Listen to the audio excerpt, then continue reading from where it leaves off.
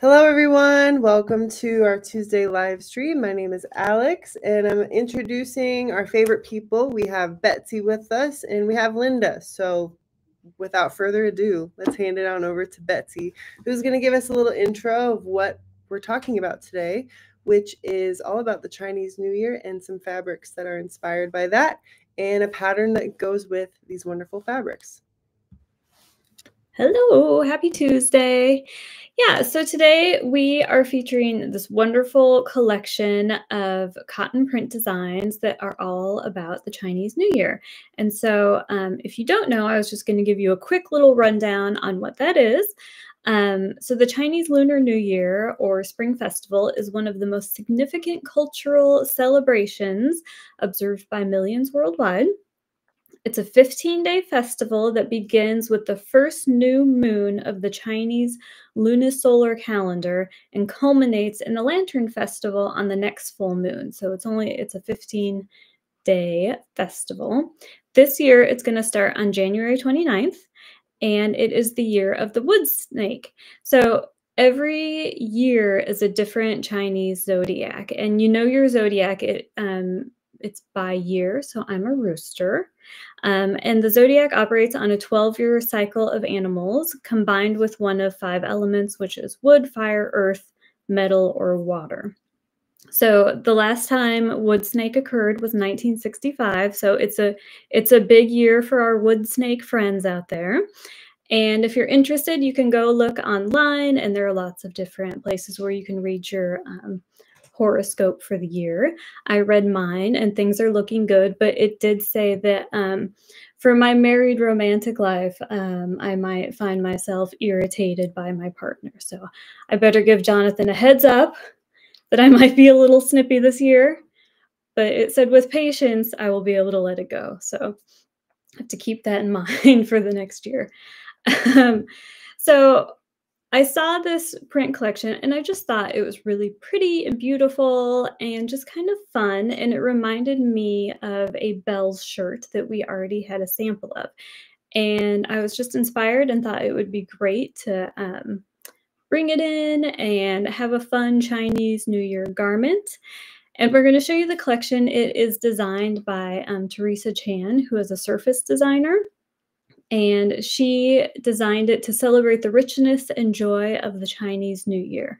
So I hope you like it as much as I do. I think it'd be really fun and a good addition to your wardrobe. Well, maybe you can only be snippy for 15 days instead of a whole year. I'll try. We'll see how it goes.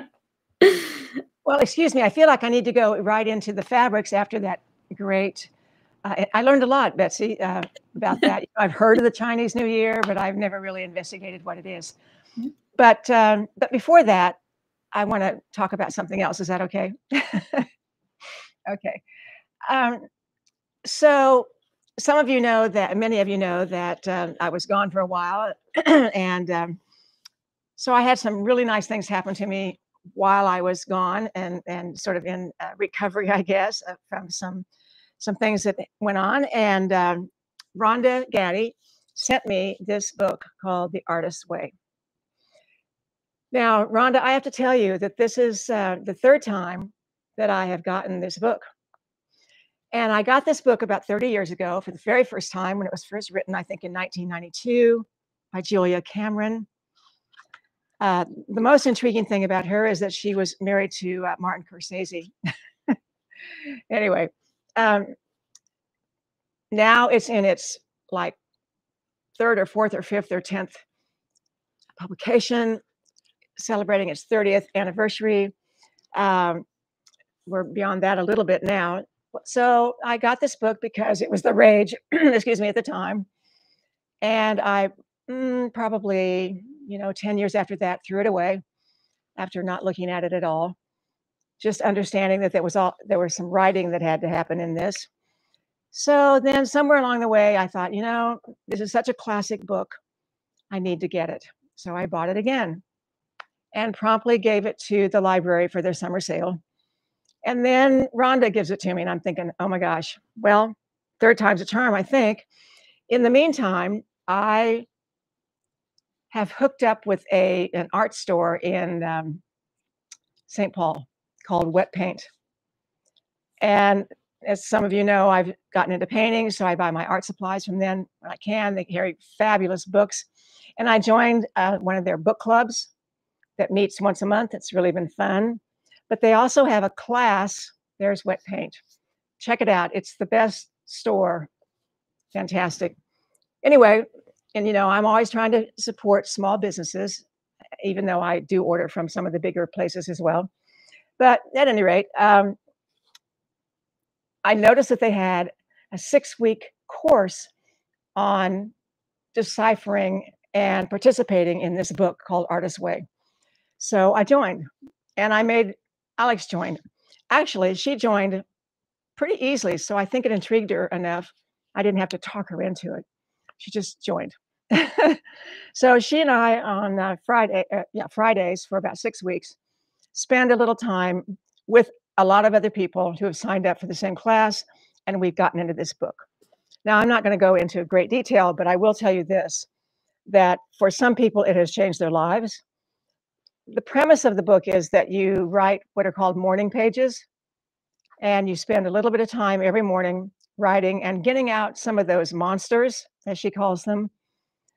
Now, I don't particularly like to handwrite. I don't mind writing, but I like to do it on a computer. So the writing for me has been difficult, but what it has done for me is a daily practice of a little bit of writing and a little bit of sketching. So I consider those my morning pages. The whole idea is to dig a little bit deeper and get yourself into a creative mode on a more regular basis and get rid of some of the other extraneous things that are bothering you that you tend to do before you take the time to be creative, but that if you let yourself explore your creativity, good things will happen to you. So I was thinking about this book as I was sewing over the weekend. I was making our So Confident project for February. And I haven't been sewing for a while, and I really got into it. And I think having read a good portion of this book, a good third of it so far, I can see where it's going, and I can see how it would help me. So I think this is the time of year for us as sewers that we make this resolution. I'm going to sew more this year, and then we get stuck. And one of the ways I think we get unstuck for us around here is that we have deadlines, and we have a So Confident program that has a project every month. So I think So Confident for a lot of people has become the artist's way of being able to be creative. They have a goal. We have Q&As where people show their work, so that's a motivator. We're going to have a virtual fashion show, which will be a motivator to get something done to show. And so use perhaps Artist's Way or something like that. There are now thousands of books along this line, but she really was the very first person to bring creativity into the mainstream conversation. And I highly recommend that you at least read it and find a club. There are lots of classes on Artist's Way that help people get started on how to do it. There are tasks to be done in the book and outlines to be made and all of that. But I can apply this now to my sewing. And it doesn't have to be artistic. You don't have to be a painter. You don't have to be a writer. Just anything that you want to do, whether it's gardening or decorating your house or sewing. Maybe this is a jumpstart for you as well. But the jumpstart for us and So Confident this year is the jacket, the Toulouse Jacket. And we started you out on probably the most challenging project we've ever done, actually. It has a lot of really fine precision elements to it. It has a single welt pocket. It has bound buttonholes, has a collar and lapel, notched collar lapel, and it's working with silk or silky-like fabrics, all of which are challenging. So we've had a few emails about that, and I've had quite a few emails about fitting. And one of the things that I want to emphasize is that this is not a tailor jacket. It is an oversized boyfriend style jacket. So we don't want you to overfit this. Don't get too wrapped up in the fitting. We want you to have fun with sewing. So do a few little things that maybe you always do in making things, but this is not a fitted tailor jacket. Okay. Anything else you want to say about So Confident, Alex? That kind of cover it for them. The next project will be a relief for you if you found this to be super challenging.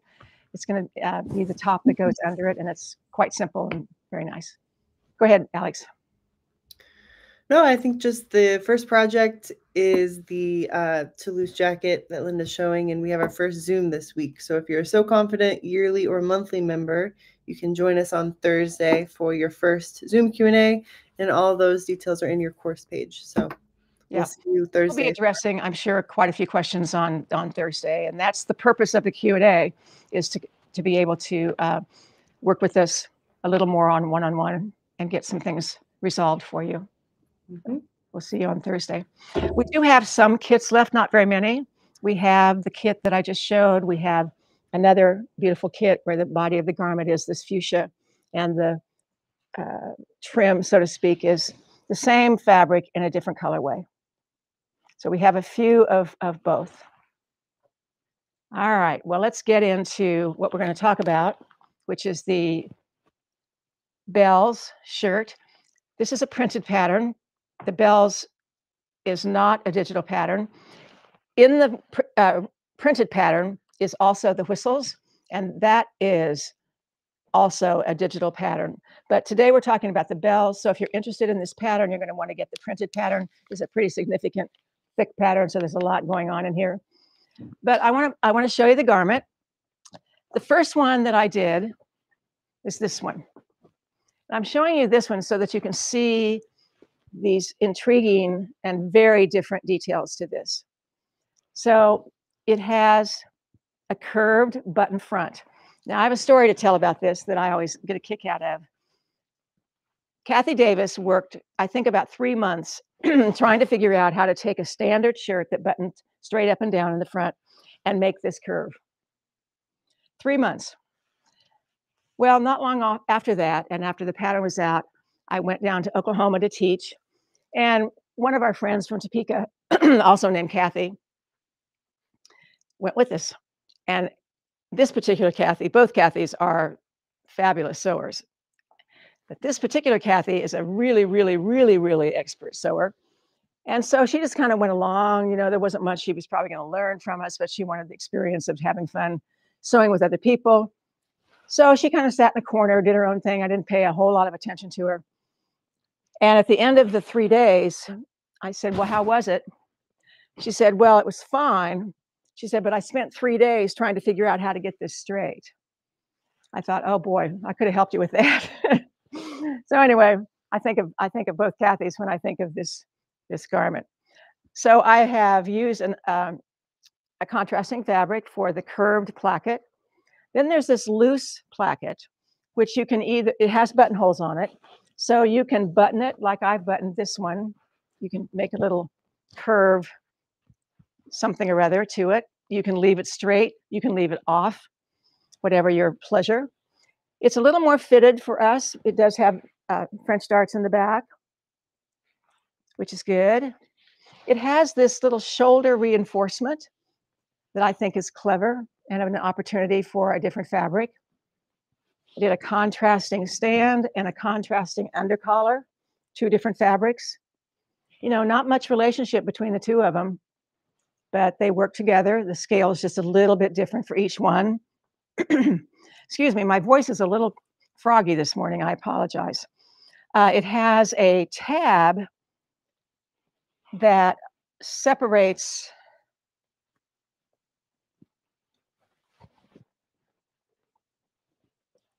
this contrasting cuff,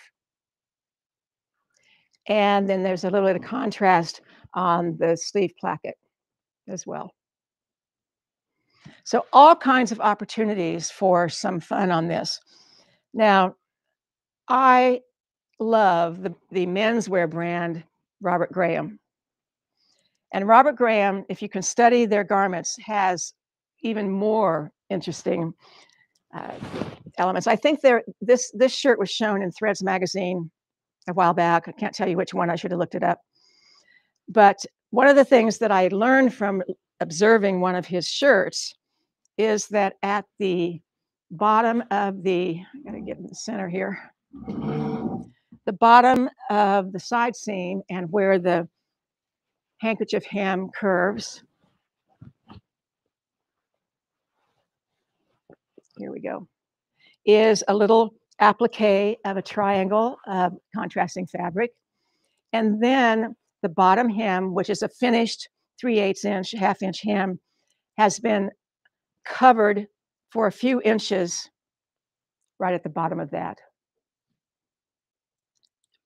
Accomplishes nothing other than it just looks really fun. Can I do it on the other side? Just the triangle, different size on the other side. No contrasting little binding on the hem.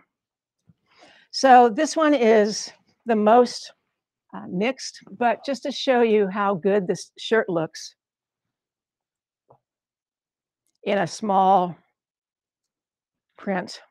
This is a cotton print. Here's one it must have been the year of the dragon.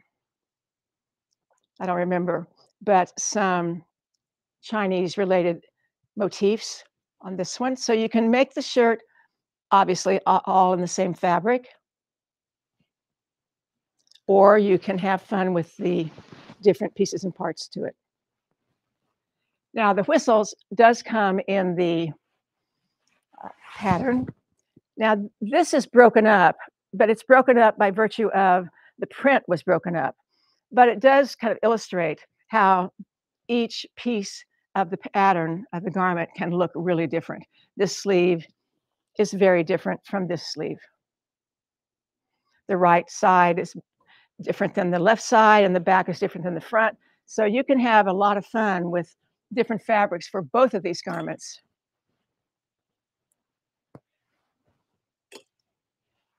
Okay, so you learn a lot in this particular garment. There's a collar and a stand. We have a tutorial on collars and stands, which is on sale this week. And there are two methods. Well, there are more than two, but I think there are two methods of applying a collar and a stand. And one of the things that I have noticed about this shirt that makes it a little bit easier is that the stand is wider than many shirts. And so it makes it easier to apply. I think one of the key elements is to make yourself a little template for the end of the stand. And we keep these around here. This one, look at how skinny this one is. This is the Berwick. This is the Cottage. This is the Venice. So all stands are not built alike. But Alex has a couple little slides to show you that kind of demonstrate how you make these templates. So you're going to get a manila file folder or a piece of tag board and a piece of, why can't I think of the name of the copy paper? Maybe I should read what I have here. Tracing paper and tracing wheel. Yes. And, I have a tracing wheel that's either smooth or one that has the little points. It doesn't really matter. But I am tracing the finished edges of those of the stand from the pattern onto the template. So then I can take a rotary cutter and cut out the shape. And then the way I use it is to place it on the stand and literally draw around it. Now, some people sew around it. I use it as a template to draw so that my curve is the same curve on both sides. Because I know you all have probably experienced this. You get one of them perfect, and then the other one is a little sharper or angular or something is not right. But if you draw the curve even if the curve is not exactly the same 5/8 of an inch all the way around. You see on this slide, out to the side, the right-hand side, it's a little bit narrower than at the bottom.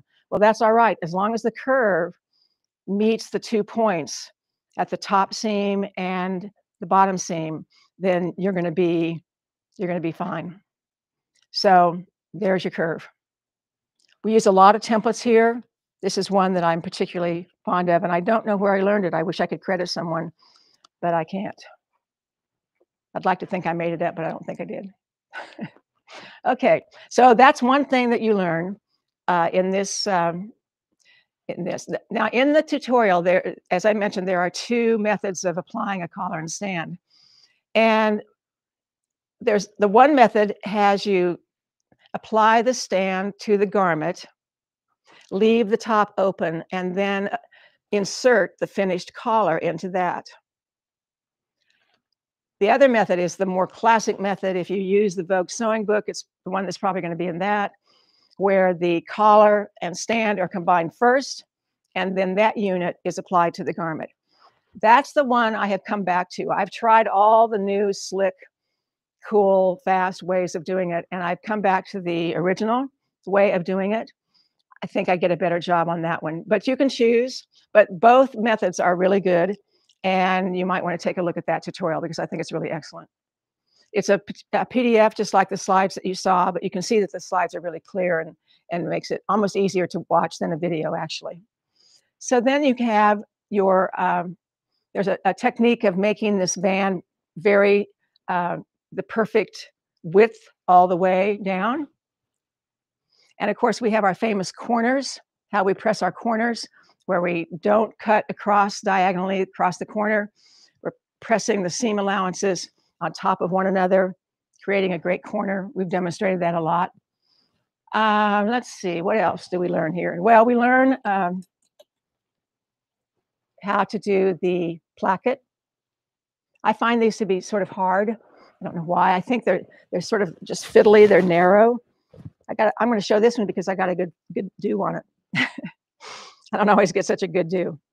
So both of them are pretty even. One's on the inside, one's on the outside, so to speak. But there's a lot of learning opportunities in this garment. And there are some people who love to make shirts and some people who avoid them because they're just too fussy. But there's just nothing better than a great shirt. Now, I don't think it'll take you 3 days to figure out how to make this straight if you want to make this as a classic shirt. But anyway, that's just my joke. Okay, any questions so far? I do not see any questions so far. Lots of great comments about the Artist's Way book. Many people have the book and maybe have similar experiences to you, but no questions. Okay, sounds fine. Well, let's look at some fabrics.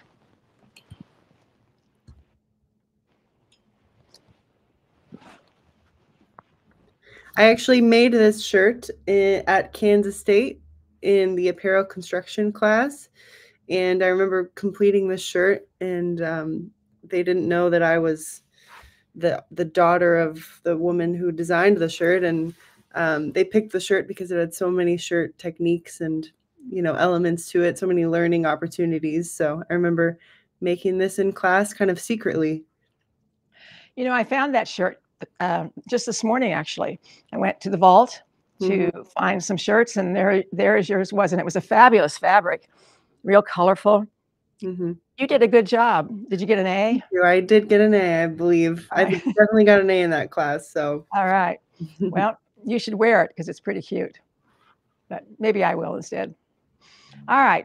Of these fabrics on the wall, we have kind of 2 varieties here. We have the cotton shirtings from the Chinese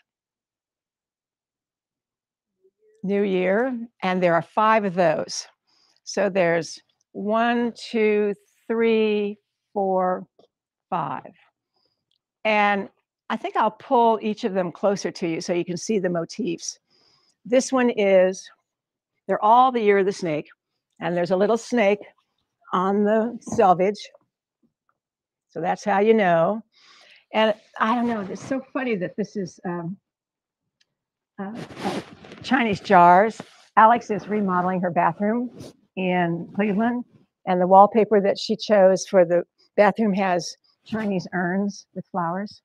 Just kind of reminded me of it. But this is still kind of a smaller scale. The background is what I would call a deep charcoal, off black. It's not black. And in addition to the, see if we can see this.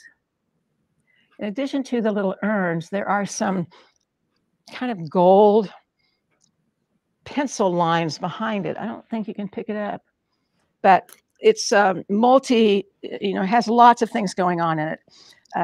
The ginger jars have various small motifs, kind of upside down and right side up. And then there's a whole other pattern behind it, which is really cool. All cotton.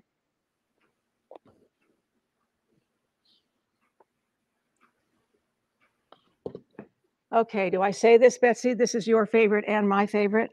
It is. And I looked it up, and it's a print of bok choy, which I just find incredibly charming.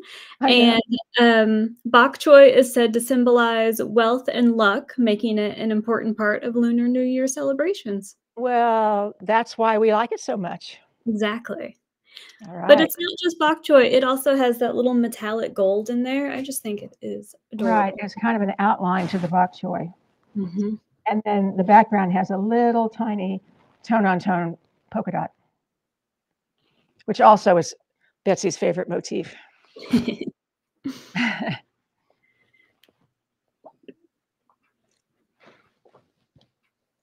In case anyone was wondering, I was going to share the screen and show the wallpaper that I chose. That's very similar to the vases. So it's kind of small here actually, but you can see you can see the mini vase motifs with little butterflies and such. Yep, it's going to be gorgeous with all white fixtures and tile and everything. All right, so this is another one.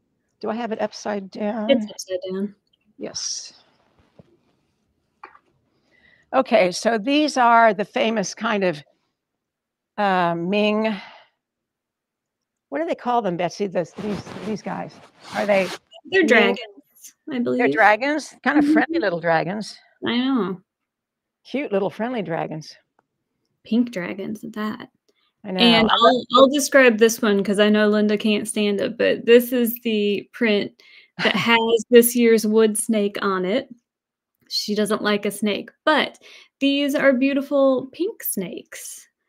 You know, there's something about this that doesn't bother me. I think it's just part of the charm of this particular motif. I would use this.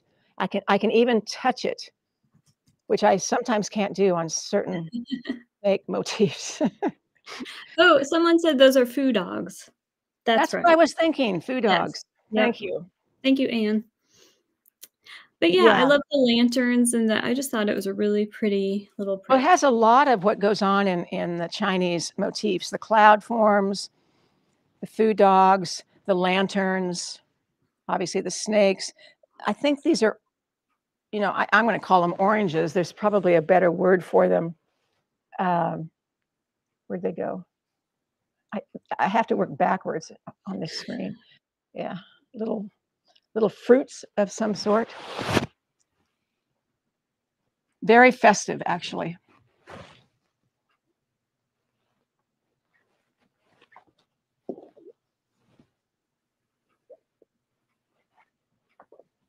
Now, I think these are more foo dogs.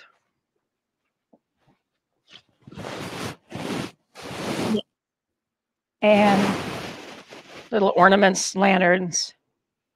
And again, a whole other motif on the background of cloud forms. Very subtle tone-on-tone cloud forms.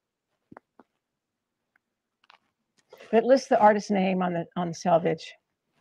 You're the snake. And they're so nice for the bells because, like, you can just mix and match all of them, really. Well, that's right. I mean, there's no right or wrong to this. All of these can be mixed. See, this one, which is subtle, does have the same kind of teal colors in some of the leaves, has it in there. So there's definitely some crossover. In fact, all of them except for this one actually have those teal green forms to them. Mm-hmm. Teacups. I love this one. I love that jadey teal in that one. I think that's such a beautiful color. Right. Pale pink, pale pink background. So the rest of these are a different collection. They're not part of the Chinese New Year collection, but I think they all kind of go together. You know, we brought in that teal color again with the gold background this time, but the gold goes with all of these. Little bigger motif. Now, the rest, not all of them, I should continue with the cottons, I guess. We have 3 cotton solids of sorts. There is a bit of a motif to it, sort of a linear print to it. I think this is a gorgeous color. Same thing with this one. This is more solid and a very lavender gray. Quite a nice neutral. Okay, so Erin, have I done all the cottons? And the rest are rayon? Okay, so the rest of them I'm going to show you are rayons, which of course has a different feel to it, a little drapier. So I've already talked to you about this one. This one is a bird print, a little wider. All of these are a little bit wider. Aren't those cute birds? I belong to a little painting group on Saturday mornings, and they're all from Minneapolis except for me. And they all draw birds all the time. I think that's so interesting. I've never drawn a bird. I need to start, I guess. This is the same print, only with the, I'll call it pink, blush pink, but it's not pink. Is this bunnies? Sorry, no birds, bunnies. I saw a bird somewhere. This one? No? Yeah, those are bunnies too. Sorry about that. No wonder I don't draw birds. I would be drawing bunnies. Oh yeah, here's the other colorway of it, of the bird. A little more pronounced in the coloration. Gray on, barely not white. I liked the sketchy look of these. I thought they were really subtle and pretty. I agree. Like little etchings. Yeah. I feel like they're very, speaking to my personal stereotype, but I feel like they're very kind of England, kind of gardeny, Englandy. That's right. I'm sure there was a year of the rabbit. So, oh, yeah. Somewhere along the line. So this one has rabbits and a few birds in there.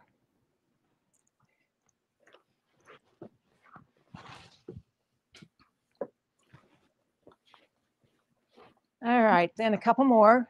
This one seems to be an outlier. Yeah, it's kind of came in the same series. No birds, no rabbits, just flowers. Yeah, you're right though, Betsy. Very English. Yeah. English country. And I know all of our gardeners out there, like me, are getting their seeds and garden stuff together. So that's right. This. Yeah.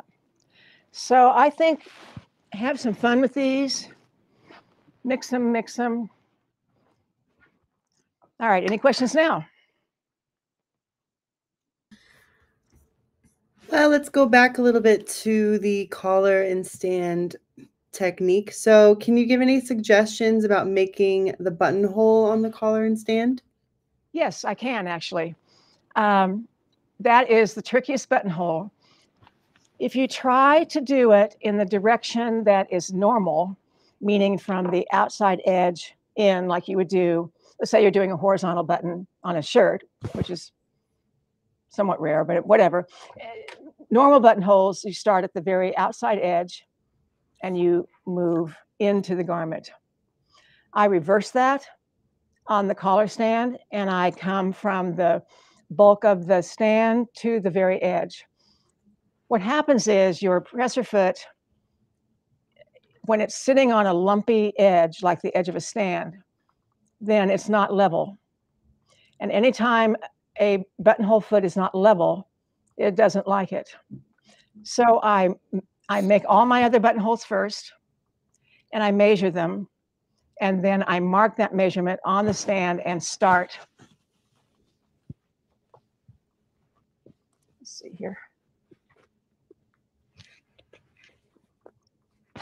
Sorry. Buttonhole, this side. I start over here and come this direction. Now, if you need to level, still need to level your presser foot, I use just like a little piece of tag board, maybe folded 2 or 3 times, whatever I need to lift that so that the presser foot is level. Bernina, if you own a Bernina, it comes with a little, it's this like white plastic thing that has 3 layers on a hinge, and that does the same thing if you own that. As far as the placket construction, we do actually have videos of that being sewn in various online workshops with Sew Confident, and the 2 I can think of off the top of my head are the Whistle Shirt online workshop and the Classic Florence online workshop. So we do have some video possibilities for that technique. I'm going to challenge you on that whistles. I don't believe that sleeve has a I don't think the whistles has a placket. You're right. I was thinking collar and stand. Okay. If you're looking for collar and stand, those are some. But if you're looking for plackets, yeah, those are different. Okay. Videos. Yeah, Florence.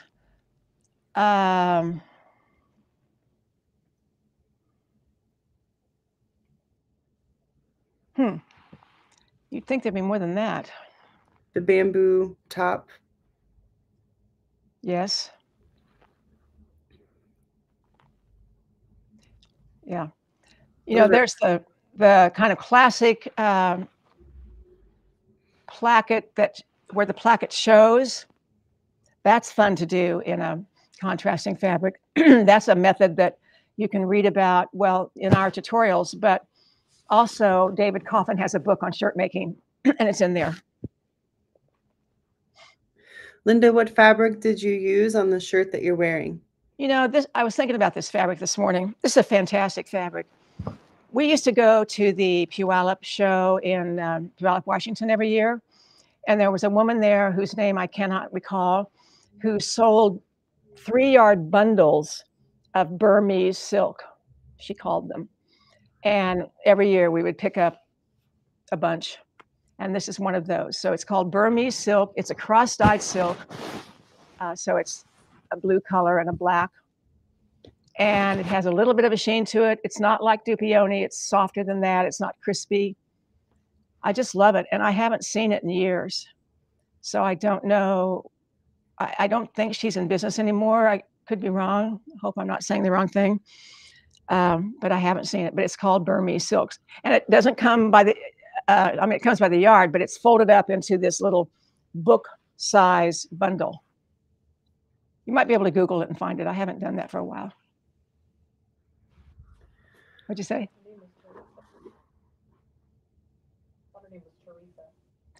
Her name was Teresa. Is Teresa. Yeah, that's about as close as we can come.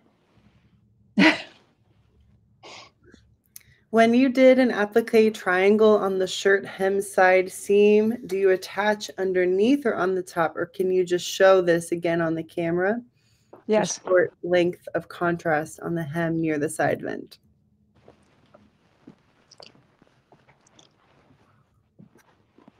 Okay, you can see from the underside that the the shirt is completed. There's a side seam and the fabric extends clear across there. So this is applied to the top. I made a triangle, turned the edges under, and top stitched, edge stitched.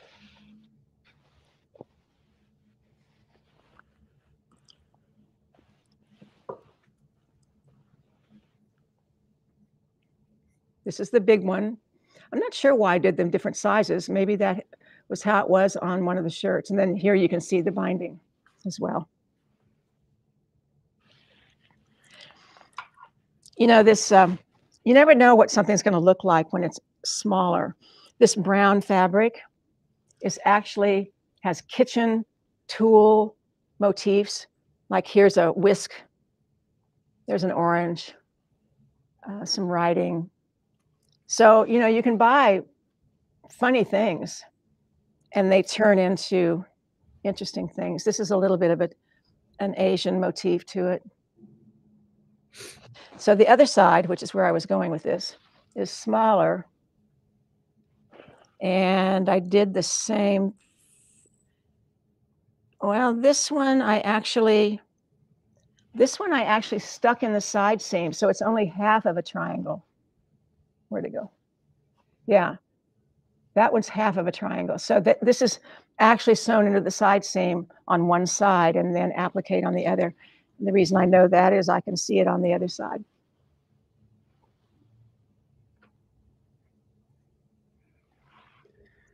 Is the cotton fabric, would you consider these quilting cotton weight? Yeah, I would. They're that weight. They're nice. They have a smoothness to them that you don't always get in a quilting fabric. But they're nice and smooth. But the weight, I would say, yeah, I think the weight is, this is like a satin finish, minor satin finish. And I don't know if it's a finish or in the weave. Probably the weave, because it's the same way on both sides. But quilting weight, nice finish. Is the rayon woven? Is it easy to cut out and sew? The rayon is woven. These rayons, this says cotton rayon now that I see it. Or no. Cotton was marked out. Okay, so these are rayons. These are not, all of these rayons are not like the worst of the rayons that are so slippery to cut out. I think this, we originally had this marked on the tags as cotton and rayon. And then on closer inspection,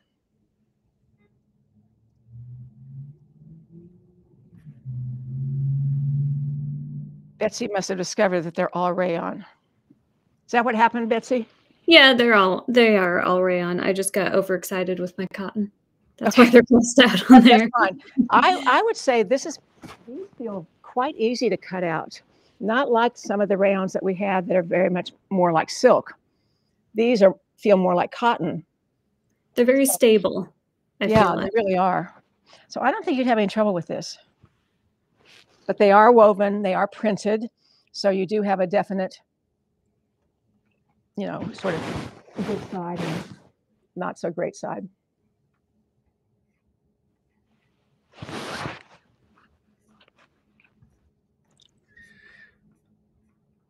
Let's see.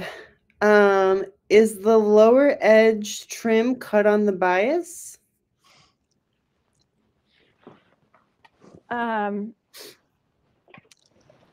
This trim right here, I'm assuming we're talking about?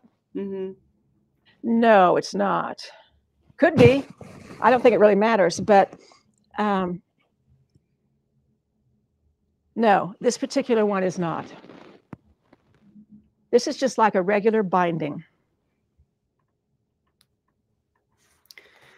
And does the name Kayla Kennington mean anything? Yes, to she used you? to teach for me in San Francisco. Yep. She is famous for constructing garments that are butted together and held together with little tacks. And she uses, now this has been a while, and I haven't followed her very recently, so maybe she's off on another track. She's quite a good artist. But she used to use a lot of shears, organzas, and then she would roll hem the edges and then assemble them in this way, tack way.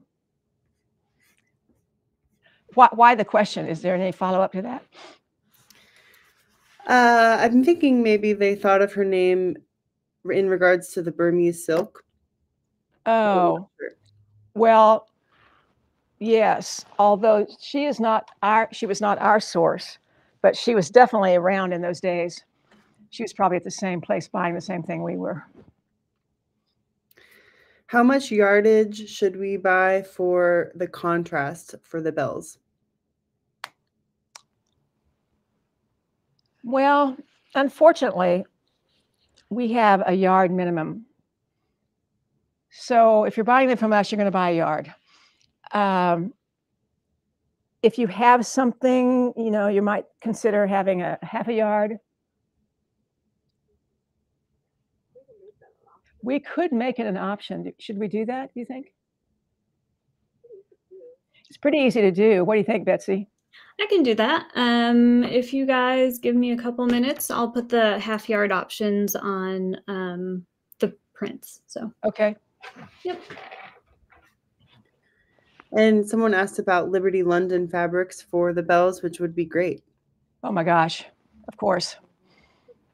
Even just as mixes, if you don't want to make the whole shirt in Liberty, but in my opinion, Liberty prints are the Liberty fabric is the top of the heap of all cottons. But their prints they never go out of style. Not that any of these I think go out of style either, but they're nice to use as complete shirts or as small bits as well. All right, I do not see any more questions. Okay. All right, well, maybe you, Alex or Betsy, can repeat what's on sale, since I may not be clear on all the tutorials. Sure. So on our website, sewingworkshop.com, you can go to the homepage and click on the sale icon, which is always generally on the far left on the home screen. So if we click on that, this week's sale has the bells and whistles. So as Linda mentioned, you can purchase the bells and whistles paper pattern that includes both the bells pattern and the whistles pattern, two separate patterns in one in the printed. We do not have the bells in the digital pattern version, but we do have the whistles. So if you just want the whistles, we do have the whistles as a PDF download. And we also have an online workshop for the whistles. So if you're interested in that, you can add that as an add-on and you'll be able to work through the whistles and everything that the whistles pattern entails in video form, which is amazing. The collar and stand download tutorial is on sale this week. So that's it's quite lengthy. It's a long tutorial detailing the different methods that Linda mentioned on creating and tackling the collar and stand. And then all of the prints that we mentioned and showed, the cottons, these are on sale this week, as well as select solids that we thought would go well for contrasting. And then the rayons. So you'll see all the fabrics in here in this sale. And just a note too, that if you are a So Confident member this year for 2025, your discount is automatic when you are logged into sewingworkshop.com. So as a So Confident member, you are able to get 15% off fabric, patterns, and kits throughout the whole year. And instead of having a discount code this year where you have to input it every time you check out, we're just allowing that to be automatic. So you have been put into what's called a group on our website. And so once you're in that group, you automatically get that 15% off fabric, pattern, and kits. And you also get the 15% off our sale. So you'll actually just see when you're logged in, your prices will already be lower, if that makes sense. So you'll see the lower price automatically, and you'll see the sale price in there as well. So if you have any questions, don't hesitate to reach out. But just as a reminder, if you're So Confident member, you do not need to put in a discount code when you are checking out this year. Yeah, that's a big help to everybody, us and you. That's all I have. All right. Well, Betsy is working on half-yard pieces of these fabrics. So if you're interested in that, just wait a couple minutes and then you'll be able to order those by the half-yard. So, well, I thank you very much for joining us today. We're still experiencing quite a bit of snow here in Kansas, which I love. So hope you all have some great weather, and hopefully you're not in danger in California, and we're thinking of you. So, all right. Thanks so much. We'll see you next week.